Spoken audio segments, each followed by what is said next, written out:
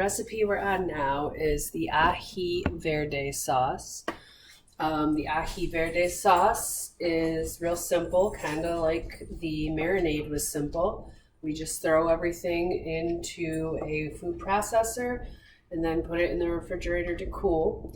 After I finish making the sauce, I'm going to go ahead and preheat the oven and get our chicken ready to put in there. And we're almost done making this Peruvian meal. So the first thing I did is I have not actually used this yet. This is ricotta paste. It's a hot pepper. It says hot pepper right on it. It's red, which usually means hot. And I bought this to replace the jalapenos because jalapenos are Mexican.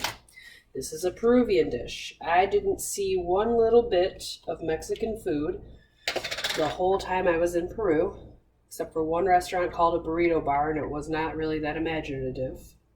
So instead of the jalapenos, according to the comment section from the actual Peruvians, I should use a tablespoon of this instead. The link for finding this on Amazon is with the recipe, but just a simple search for rocoto, R-O-C-O-T-O, should pull up what you need. So we've got a tablespoon of rocoto. Wipe off our measuring spoons in between time. 1 cup of cilantro, because that was a little bit of a tedious job. I actually did it ahead of time. So it's a cup loosely packed. That's how the recipe reads. And then 1 small garlic clove.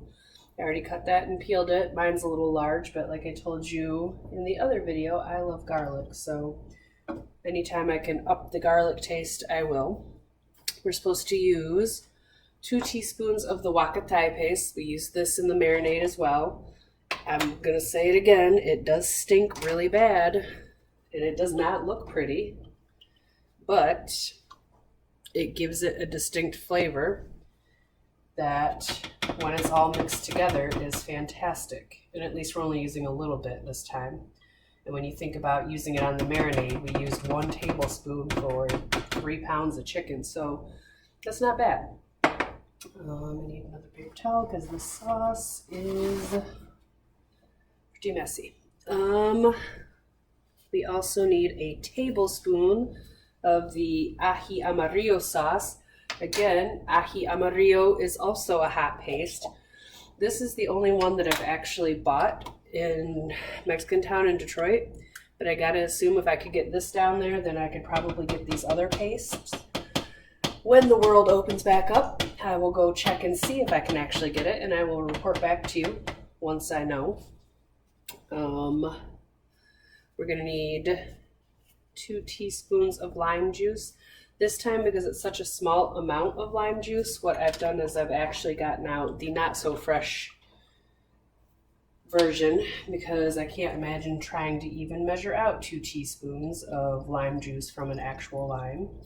I think for this kind of recipe, that's fine. It's a little different when you're making a sauce to go with the chicken than when you're making a marinade, you know? So that was our lime juice. 1 tablespoon of olive oil. They really like their olive oil, don't they? I guess it helps mix everything up and make it smoother. Lid for that. More paper towel. 2 tablespoons of Parmesan cheese. I just use regular old Meyer brand. I will tell you, I've bought some of the Aldi's brand before, and it was gross. I do prefer Kraft, but, you know, trying to avoid the grocery stores right now. My friend picked it up for me. Beggars can't be choosers, so gotta do what you gotta do. I try really hard not to get everything on the blades when I do this, because then I find that if there's not enough products in there, that it just sticks to the blade instead of mixing in. We also need 1 green onion cut up, which I had already done. We need a 1/4 teaspoon. They actually make a measuring spoon. Where did it go? That is a 1/4, very tiny. We need a 1/4 teaspoon of salt.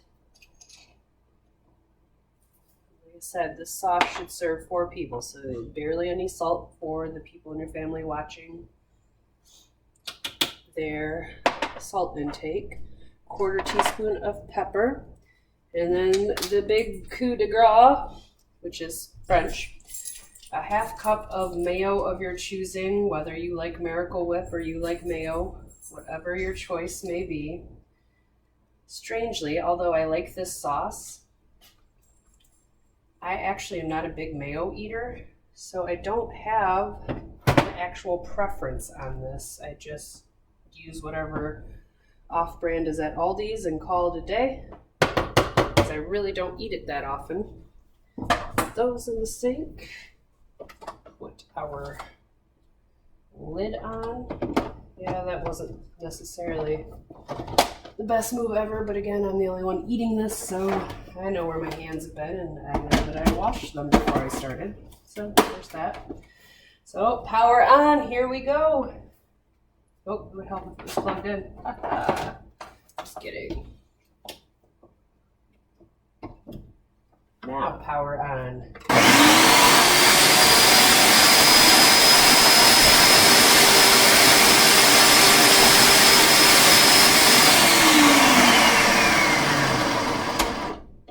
If you've got a larger family, I would highly suggest maybe doubling or even tripling the recipe, but since I live alone, I didn't.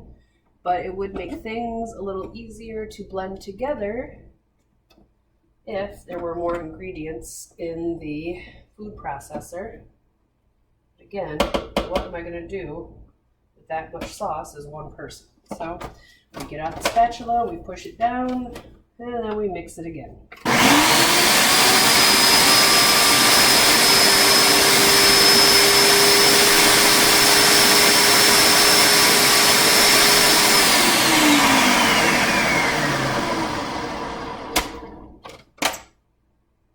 Yep, that looks pretty good. It's a little more yellow than green, but again, I think it has to do with the fact that there weren't enough ingredients in there for it to mix as well as maybe it should. So, highly suggest if you've got enough people to eat the sauce. It is a spicy sauce, so those of you who like spicy food, this is going to be your favorite part. But if you've got enough ingredients, I would totally double it so that it mixes up a little better. I'm going to just kind of slide it in the bowl for right now.